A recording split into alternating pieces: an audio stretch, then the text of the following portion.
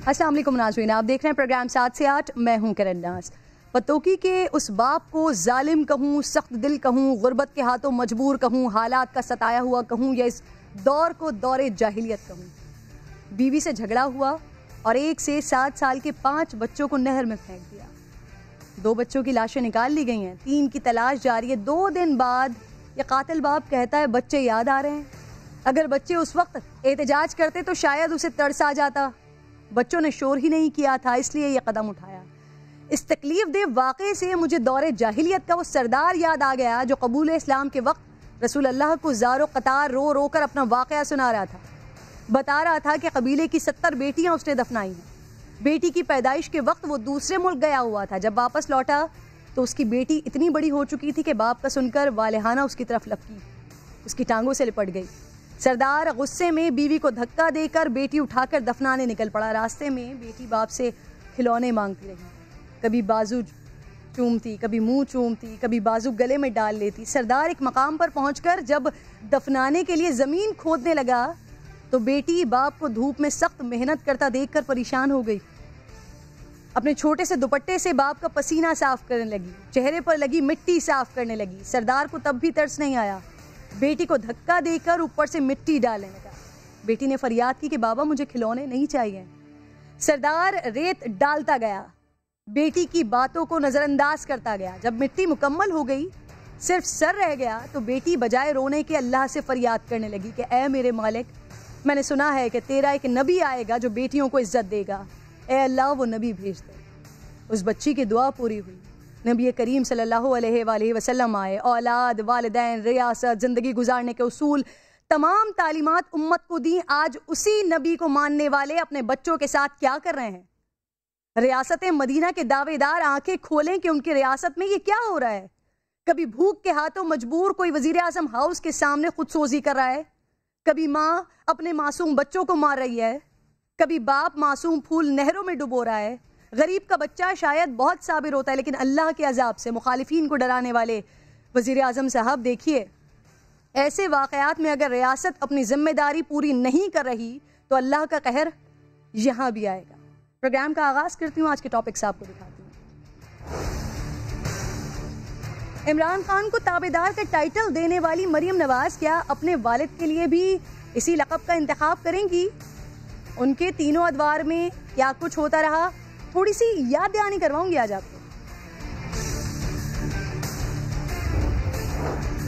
फैसलाबाद में तशद्दुद के शिकार कमसिन मुलाजिमा का मेडिकल क्यों नहीं हुआ? झट वाक़या हुआ, पट सुलह हो गई। बच्ची को थप्पड़ मारने वाला शख्स कहाँ है? क्या तब्दीली सरकार में भी कानून सिर्फ गरीब के लिए रह गया है?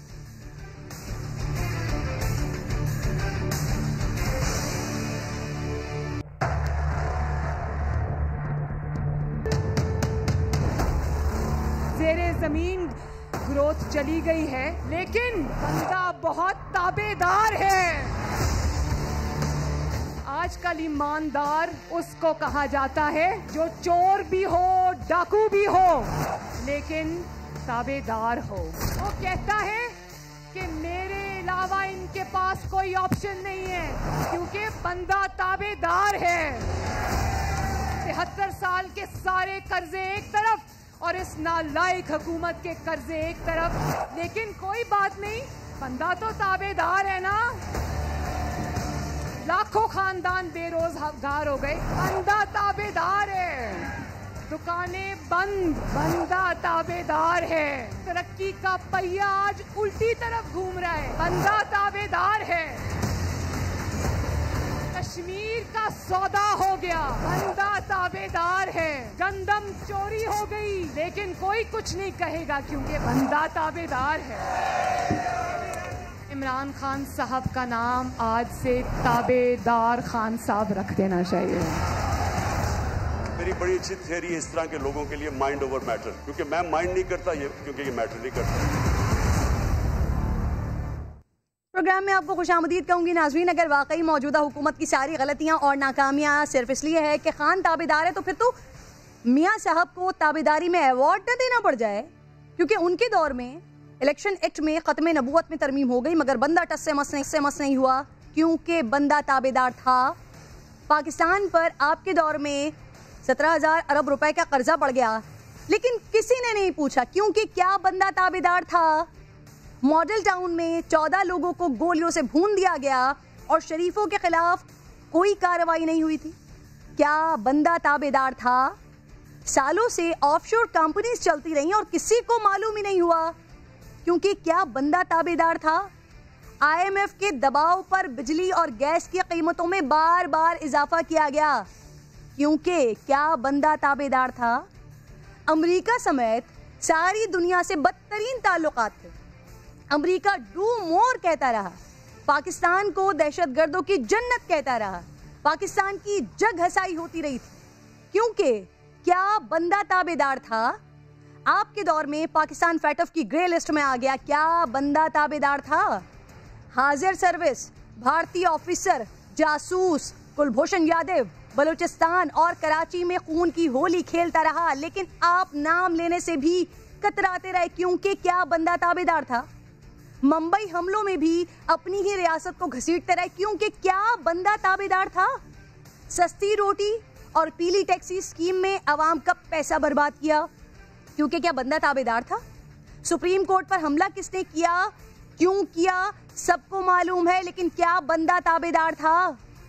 असगर खान के सब जानते हैं, लेकिन क्यों कि क्या बंदा ताबेदार था। यकीनन नाज़रीन, ये तमाम नाकामियां और गलतियां नून लीग की अपनी ही है और आज भी खान साहब की नाकामियों के पीछे उनकी अपनी टीम ही है। मुझे समझ नहीं आता सियासी जमातें हर मामले में इदारों को ही क्यों घसीट लेती हैं। शायद उन पर तनकीद करना सबसे आसान काम हो गया है इस वक्त।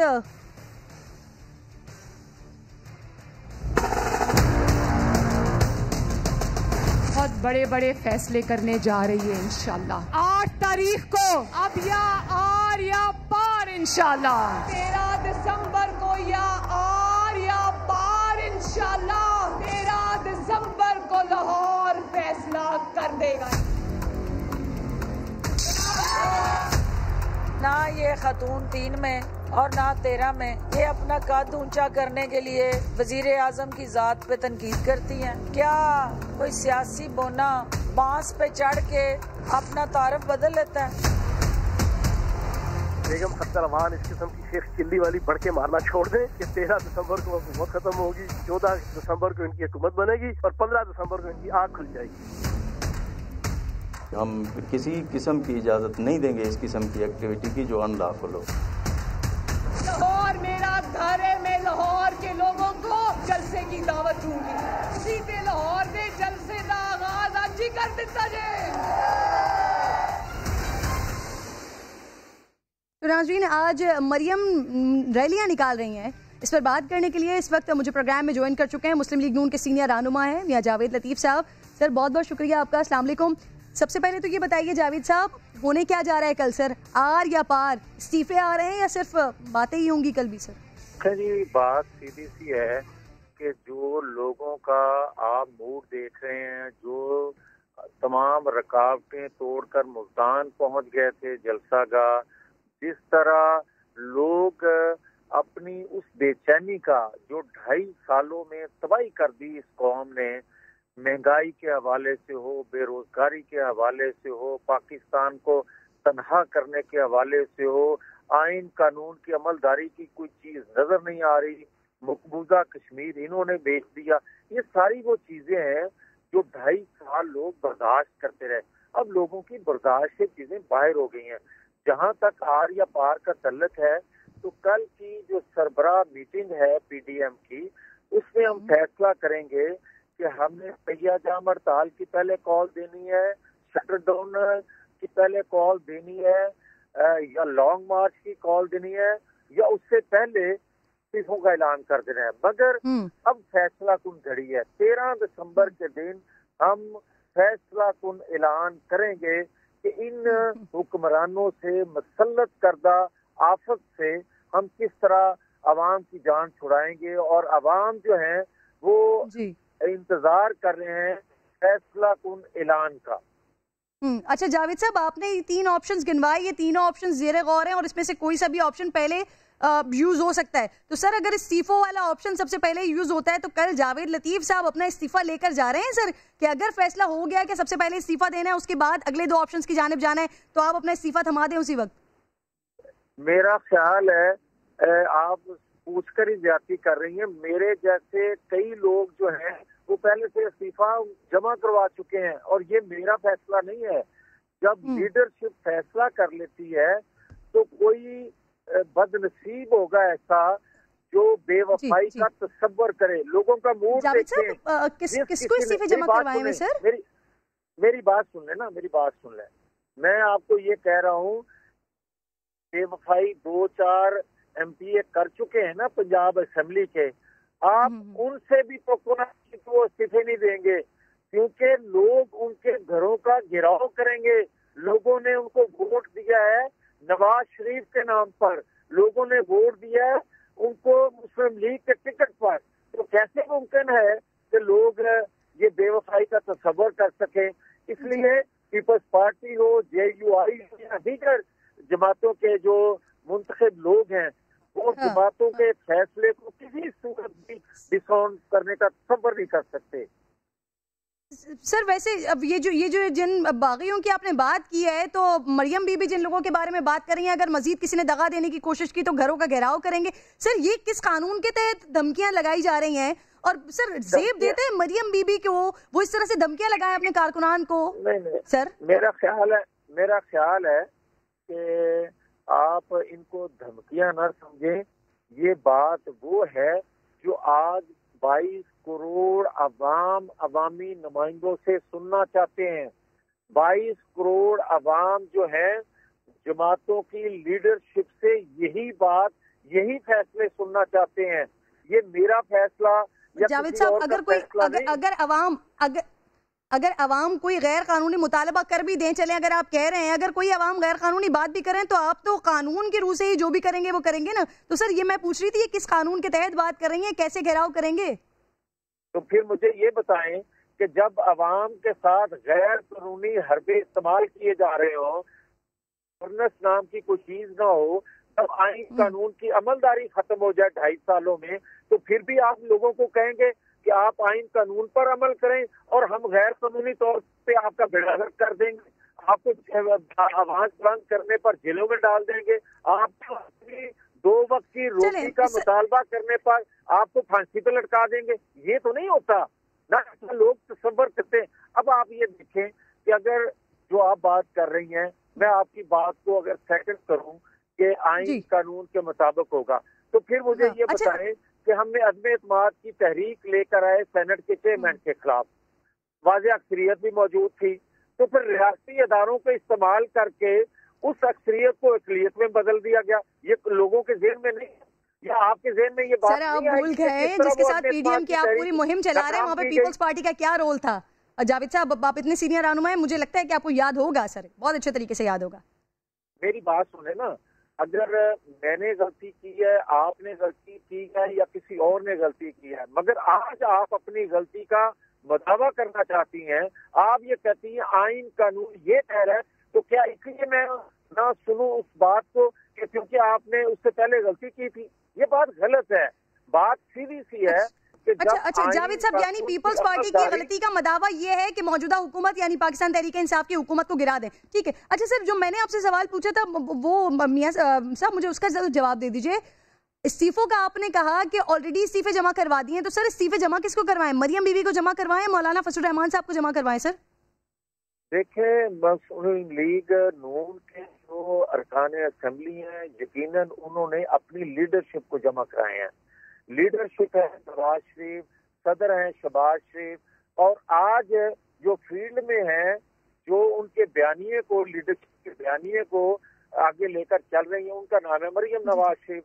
तो यकीनन इन्हीं के पास है ना। और जब सर आप यकीनन कह रहे हैं, यानी आप श्योर नहीं है जावेद साहब, आपने अपना जमा करवाया है? सर आप सवाल करती हैं तो किसी दूसरे को मौका दें तो अपनी बात मुकम्मल कर ले। आपने सवाल किया है कि मौलाना फजल रहमान को जमा करवाएं। जब फैसला पीडीएम के प्लेटफॉर्म से हो जाएगा तो ये सारे के सारी जमातें استعفے جو ہے मौलाना फजल रहमान को ही देंगी। सर आपने अपना इस्तीफा जमा करवा दिया है? मैंने जमा करवा दिया है। मेरे सर जैसे आपने मरियम बीबी को जमा करवाया या फजल रहमान साहब को जमा करवाया है? तमाम अरकान असेंबली ने, मुस्लिम लीग के अरकान असेंबली ने अपने इस्तीफे अपनी जमात के सरबराह को देने हैं और उसी को दे रहे हैं। जो ही कॉल आएगी तमाम लोग अपने इस्तीफे पार्टी के सरबराह को देंगे। पार्टी का सरबराह जो है वो पीडीएम के सरबराह को देगा। सही। अच्छा सर, पीपल्स पार्टी सिंध हुकूमत कुर्बान करने पर राजी हो गई है? क्योंकि नेशनल इशू है, सिर्फ सूबे की हुकूमत का इशू नहीं है, कौम के मुस्तकबिल का इशू है, रियासत के मुस्तकबिल का इशू है। ये हुकूमतें अगर रियासत रहेगी, अगर मईशत बचेगी, अगर कौम बचेगी तो सूबे की हुकूमतें फिर भी मिल सकती हैं। मगर अगर खुदा ना खास्ता जिस डगर पे ये चल रहे हैं, 2.5 सालों में जो पाकिस्तान का इन्होंने बेड़ा गर्क कर दिया है, अगर इसी डगर पर चलते रहो तो सूबे की हुकूमत कहाँ खड़ी रहेगी भाई, ये तो बताएं। सही। अच्छा सर, जावेद साहब, मरियम ने कल कहा जेल जाने से पहले शहबाज शरीफ उन्हें अपने कमरे में ले गए और कहा कि उन्हें लालच दी गई, लेकिन उन्होंने भाई से बेवफाई नहीं की। ये वक्त क्यों आ गया है जावेद साहब? शहबाज शरीफ साहब को मरियम बीबी को सफाइयां देनी पड़ी? नहीं, ऐसी बात नहीं है।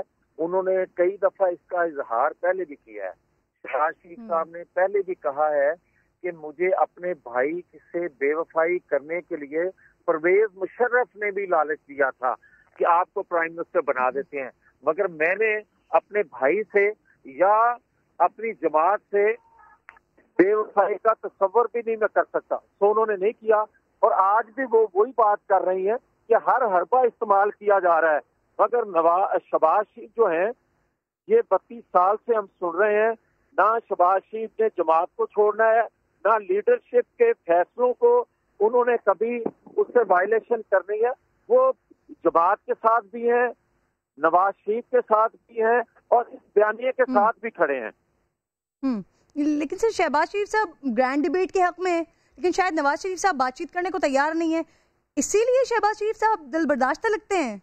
खबरें आ रही हैं कि घर से वापस जेल जाते हुए शहबाज शरीफ ने मरियम को कहा कि लोग आपकी आवाज पर लब्बैक कहते हैं और बाहर निकलते हैं, आप आगे बढ़े, हम आपके साथ हैं। सर क्यों छोटे मियां साहब ने खुद को साइडलाइन कर लिया है? कमाल है, जेल में आपने उनको डाल दिया है, तो जेल में उन्होंने लीड करना है या जो बाहर है उसने लीड करना है? सर जेल में वैसे मैंने नहीं डाला, हुकूमत ने डाला है, लेकिन वो कह रहे हैं आपकी कॉल पर मरियम की कॉल पर, मरियम की आवाज पर वो बाहर निकलते हैं। तो शहबाज शरीफ साहब कॉल तो दे सकते हैं लोगों को। नहीं, मेरी बात सुने ना, तो अगर आप उनकी जमानत करवा दें तो शहबाज शरीफ भी मरियम नवाज के साथ ही होंगे। सर मैं कैसे जमानत करवा सकती हूँ? आप वोट को इज्जत दो, तहरीक में तो सर वो साथ नहीं है। खैर जावेद साहब, आपको नहीं लगता सर पीडीएम और महंगाई एक दूसरे के खिलाफ चल रही हैं? 4 माह से सर मुसलसल महंगाई में कमी हो रही है, पीडीएम की तहरीक में इजाफा हो रहा है। अगर ये तहरीक सर 4 माह पहले चलती तो शायद फैक्ट्स और ऑपोजिशन के दावे मैच कर जाते। जावेद साहब क्या कह रही हैं? सर मैं आपसे कह रही हूँ कि जो फैक्ट्स हैं और जो इस वक्त की सिचुएशन है वो मुख्तलिफ है। आप लोगों के दावे अलग हैं, फैक्ट्स अलग हैं। सर अगर 4 महीने पहले आपकी तहरीक चल रही होती तो शायद ये दोनों चीजें सेम हो जाती। सर देखिए, बात यह है कि जब ये कोरोना वायरस आया था पाकिस्तान में और पहला फेज था, क्या कोरोना वायरस खत्म हो गया था? खत्म जरूर हुआ था, मगर हुकूमत खामोशी क्यों इख्तियार कर गई थी? हुकूमत ने तो किसी को एजुकेट करना बंद कर दिया था। ये इंतजार में थे कि ये पीडीएम वाले अपनी तहरीक का ऐलान करेंगे तो हम कोरोना लेकर आ जाएंगे। और भाई कोरोना आप जिक्र करते हो, ये वायरस जरूर है। क्या अमेरिका में इंतखाबात नहीं हुए इस वायरस के दौरान? क्या ये बताएं आप कि पाकिस्तान के अंदर ट्रांसपोर्ट नहीं चल रही? क्या सनतें नहीं चल रही? क्या पाकिस्तान के अंदर दीगर कारोबार नहीं हो रहे? और क्या हुकूमत वक्त के अपने जलसे जुलूस अपने बल्कि मुझे याद आया कि जमात इस्लामी को बड़ी मुबारकबाद देते थे ये हुकूमत वक्त वाले कि उन्होंने देखें जी बड़ा अच्छा किया कि उन्होंने अपना जो शेड्यूल था उसको मनसूख कर दिया, ख़त्म कर दिया अपने प्रोग्राम को। तो उन्होंने तो 25 दिसंबर का फिर ऐलान कर दिया। अब क्या कहेंगे आप अपने खुद जो फंक्शन करते हैं उसको क्या कहेंगे आप? कमाल है।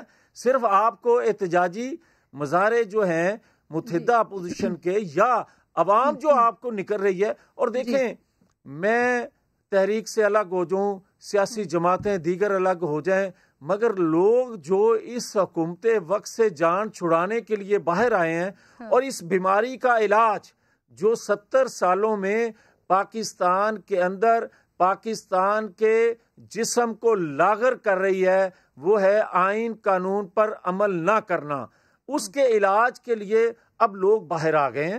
اب کسی طور پر یہ ممکن نہیں ہے. اور یہ بھی یاد رکھیں حکومت وقت کے جانے سے کوئی فرق نہیں پڑے گا، نہ کوئی اس کو مانے گا، بلکہ عوام اس لیے نکل رہے ہیں کہ اب اس بیماری کا مکمل علاج کیے بغیر وہ گھروں کو نہیں جائیں گے. سر معیشت کا بھٹا بٹھا دیا، ملک کو تباہی کی طرف دھکیل دیا، یہ تمام نعرے ہیں جو آپ لوگوں کی طرف سے لگائے جاتے ہیں. سر مہنگائی کی شرح میں ہر حکومت کے دور میں اضافہ دیکھنے کو ملتا ہے، لیکن پھر وہ اسی طرح نارمل بھی ہو جاتی ہے. اب سر گزشتہ سال جہاں مہنگائی کی شرح 14% تک چلی گئی تھی، موجودہ سال سر اس کے مقابلے میں اب حالات بہت بہتر ہو رہے ہیں. نمبرز 8 سے 10% پر آ گئے ہیں، یعنی حالات بہتر ہو رہے ہیں.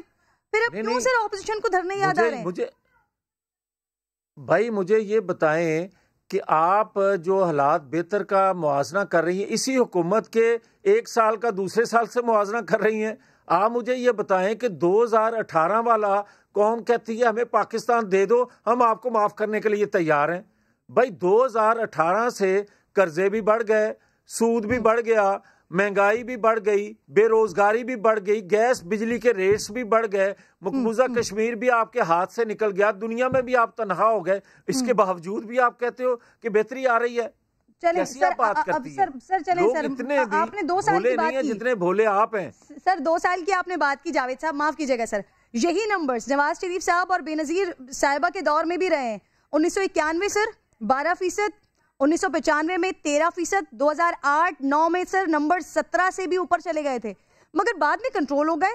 اتنا برا حال تو سر اس حکومت میں کورونا کے باوجود نہیں ہوا. مہنگائی کا آپ کیسے کہہ رہے ہیں کہ حالات میں بہتری کی امید نہیں ہے؟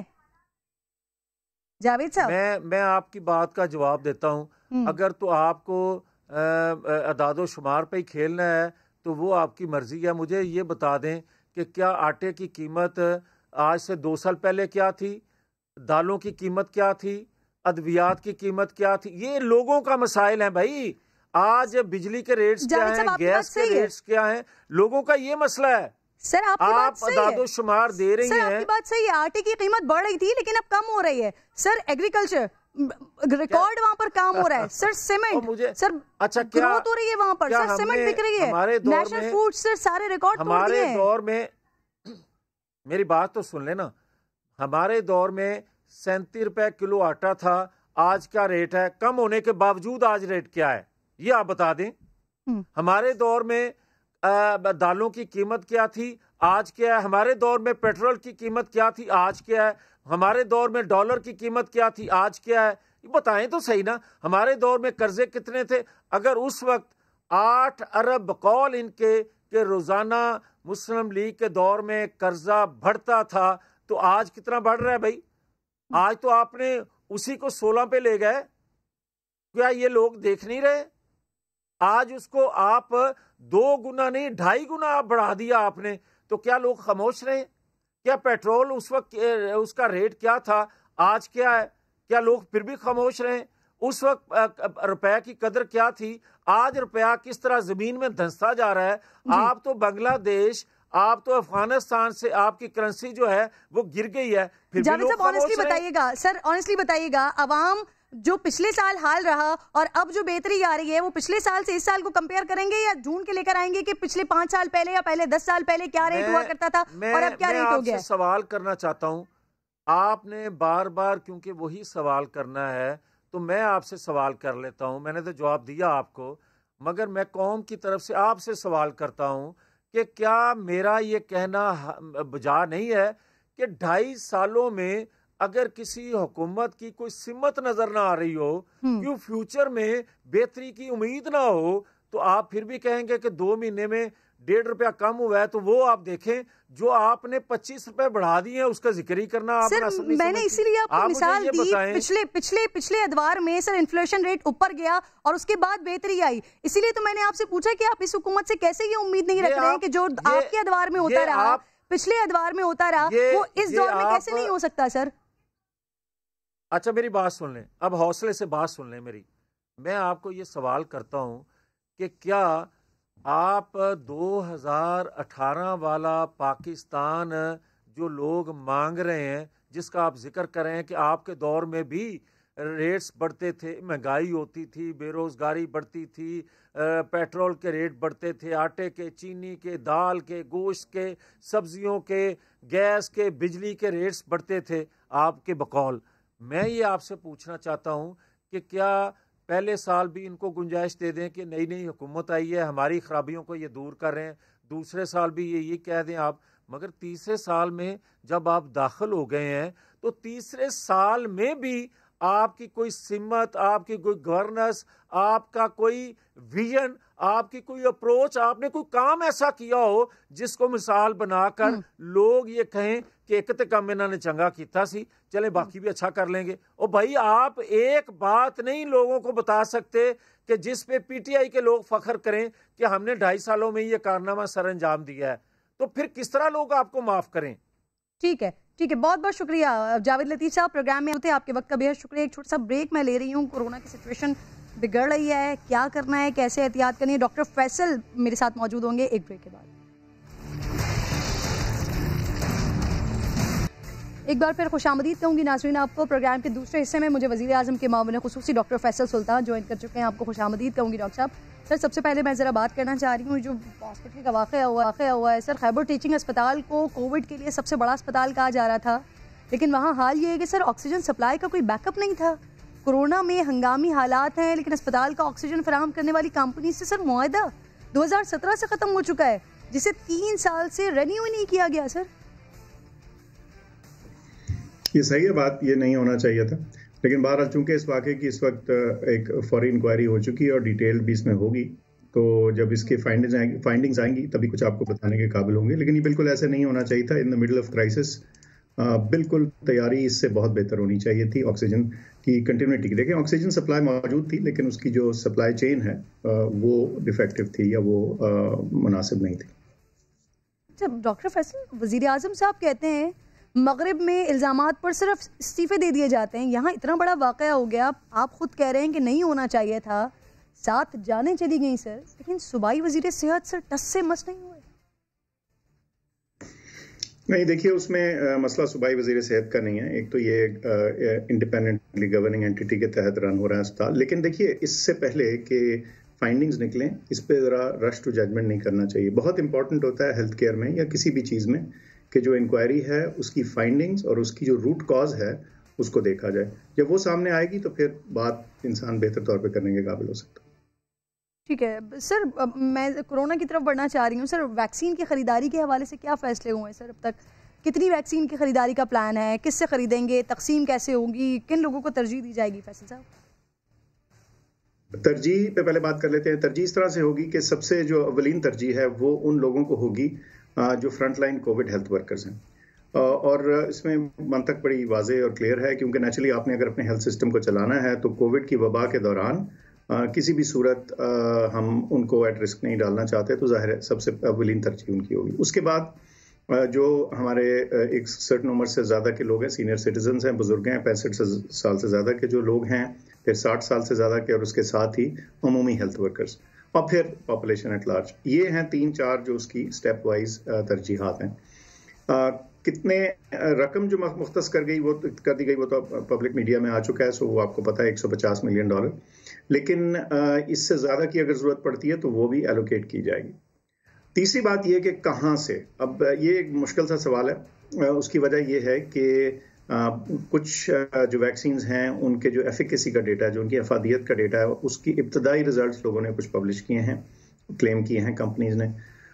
کچھ ویکسینز ایسی ہیں جو زیر استعمال ہیں کچھ ملکوں میں, لیکن اس کے جو ریزلٹس ہیں وہ سامنے نہیں ہیں.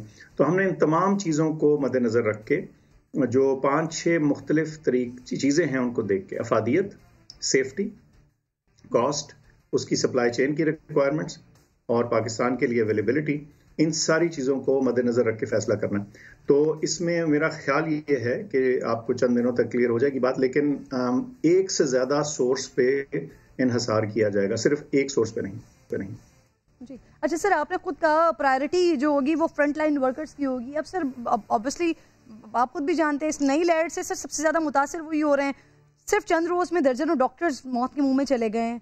दूसरी लहर में भी सर पैरामेडिक्स का वही शिकवा है कि किट्स नहीं है।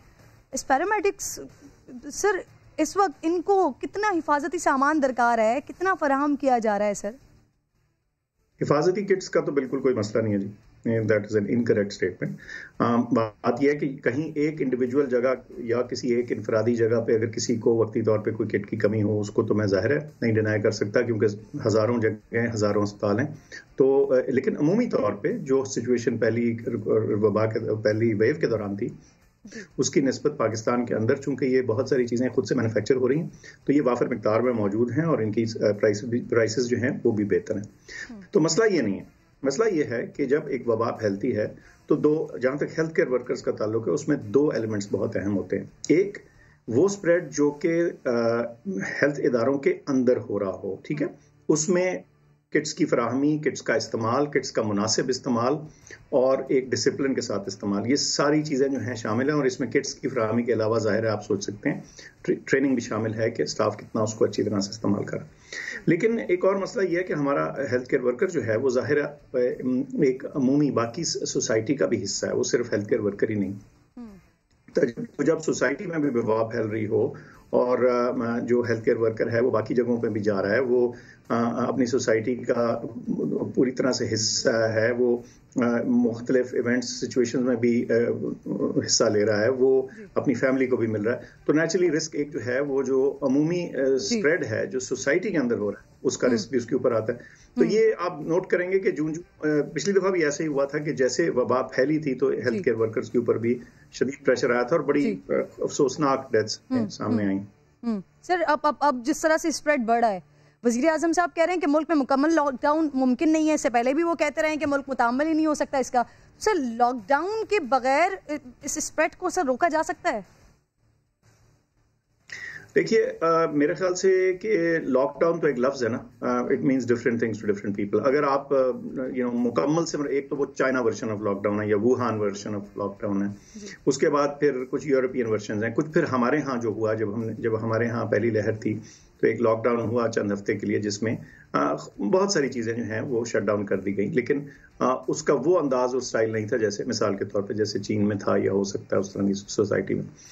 तो वज़ीर आज़म जब ये कहते हैं तो उनका कहने का मकसद ये है कि हमारी सोसाइटी के सोशल और इकोनॉमिक स्ट्रक्चर को नज़र रखते हुए उस नज़रिए का उस तरीक़ाकार का लॉकडाउन मुश्किल है और उसके जो बाकी मुज़र असरात हैं उनको भी आपने तराजू में तोलना होता। हैविंग सेड दैट, किसी भी क्राइसिस डिसीजन मेकिंग में कोई भी चीज़ कभी ऑफ द टेबल नहीं होती, हमेशा तमाम चीज़ों को मद्देनजर रखा जाता है, लेकिन जो रिस्पॉन्स होती है ना वो प्रोपोर्शनेट होती है आपके मसले के और आपकी सिचुएशन की। लेकिन आपकी ऑब्जर्वेशन दुरुस्त है कि अभी तक जो इकदाम किए गए हैं उसके बावजूद जो केसेस हैं वो बाहर कैफ बढ़ रहे हैं।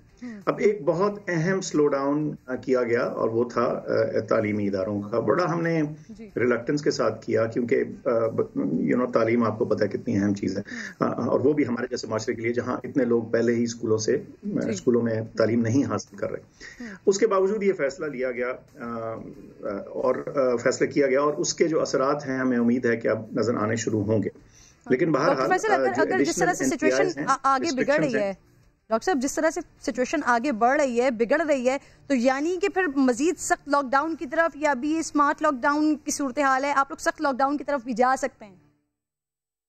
मजीद सख्तियाँ या मजीद जो नॉन फार्मास्यूटिकल इंटरवेंशंस हैं वो बिल्कुल एम्प्लॉय की जा सकती हैं और उसको हमने सिर्फ देखना ये होता है जो चीज़ करने की है वो ये है कि, और पिछली दफ़ा भी सबसे अहम चीज़ ये थी और ये आसान नहीं है कि वो कौन सी चीज़ और कौन सी एक्टिविटी है जिसको कम करके आप अपने माशरे की बाकी अमूमी ज़िंदगी जो है उसको मफलूज किए बगैर आप बीमारी पे असर डाल सकें। अब ये कई दफ़ा दोनों चीज़ें ये तंग सा एक रास्ता है जो आपने दोनों खतरात से फेस करने के साथ फेस करना। जी अच्छा फैसल साहब, डॉक्टर जफर मिर्जा कहते हैं कि उन्हें काबीना में कुछ लोगों की नापसंदीदगी की वजह से हटाया गया, नॉन इलेक्टेड लोगों के खिलाफ बाकायदा मुहिम चलाई गई थी। सर, क्या आपको भी इस तरह की सूरत हाल का सामना है? जफर साहब के बात अपनी जगह बजा जी, वो उन कह रहे हैं तो ठीक महसूस किया होगा उन्होंने, उसका तो वही बेहतर बता सकते हैं। मैं सिर्फ इतना आपको कह सकता हूँ कि जो अभी तक जितना भी काम मैंने किया है, ज़ाहिर है अभी चंद माह ही हुए हैं, लेकिन जितना भी काम मैंने किया है, शुक्र है मुझे हर तरह की सपोर्ट मिली है हुकूमत के तमाम एंटिटीज़ और इदारों से। और चूंकि हम इस वक्त एक कोरोना की वबा के दौरान के बीच में से गुजर रहे हैं, उसके अलावा कुछ हेल्थ रिफॉर्म का काम जारी है, तो मुझे तो सपोर्ट ही मिली है जी अभी तक, शुक्र अल्लाह का। जी सही, बहुत बहुत शुक्रिया डॉक्टर फैसल सुल्तान। प्रोग्राम मौजूद थे, एक छोटा सा ब्रेक मुझे लेना है, ब्रेक के बाद नाज़रीन वापस आती हूँ। एक और बड़ा इंपॉर्टेंट टॉपिक है जिसे हमने डिस्कस करना है।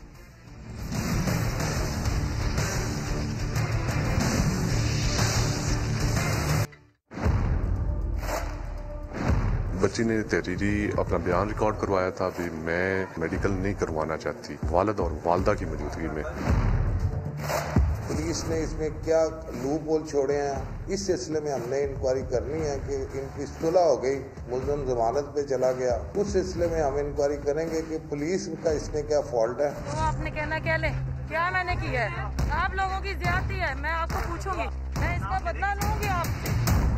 मैंने नहीं की ज्यादती, मुझे क्या पता किसने की है, मैं नहीं हूँ। जो आप लोगों ने मेरे साथ किया है ना, मैं इसका बदला लूंगी आपसे।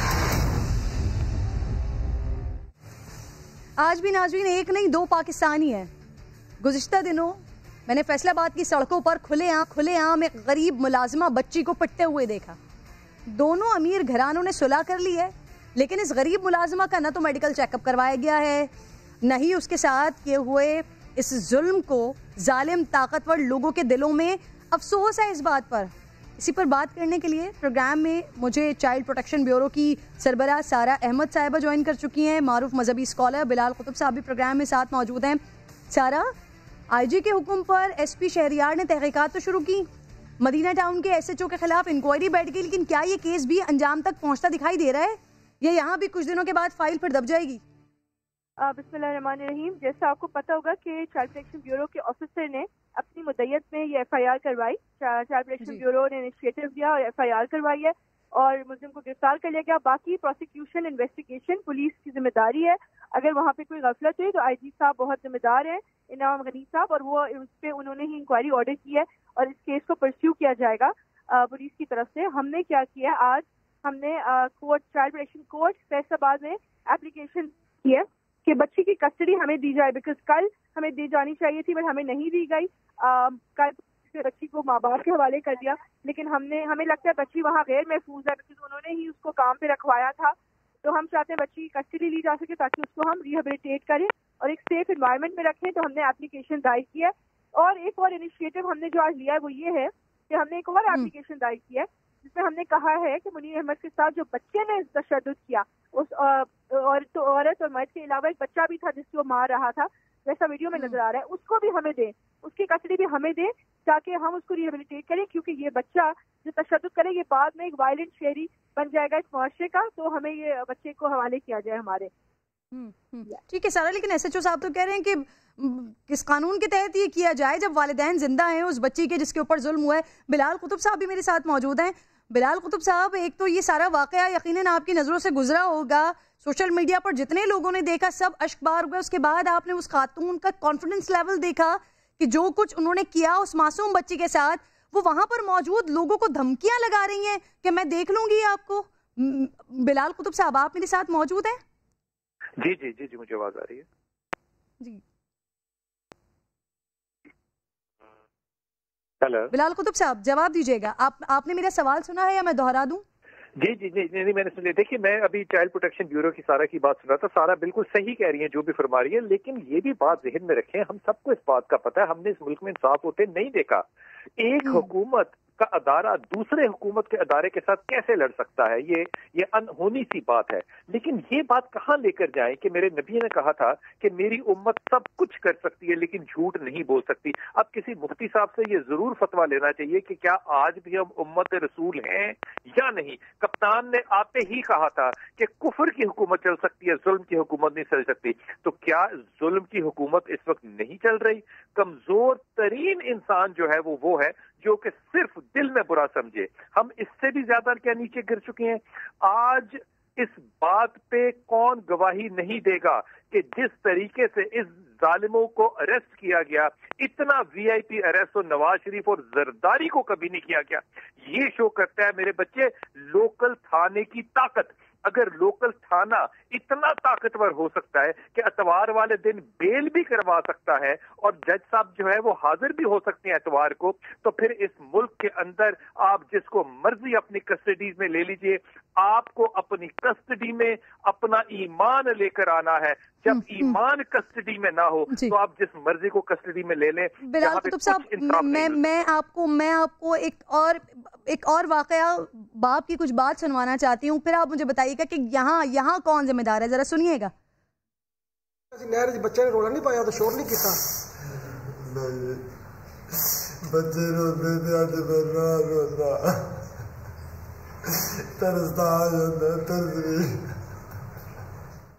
बिलाल कुतुब साहब, ये वो बाप है जिसने अपने 5 बच्चों को नहर में डुबो दिया और आज याद कर रहा है, कह रहा है बच्चों ने शोर ही नहीं किया था, इसने किया था इस वजह से इसको तरस ही नहीं आया।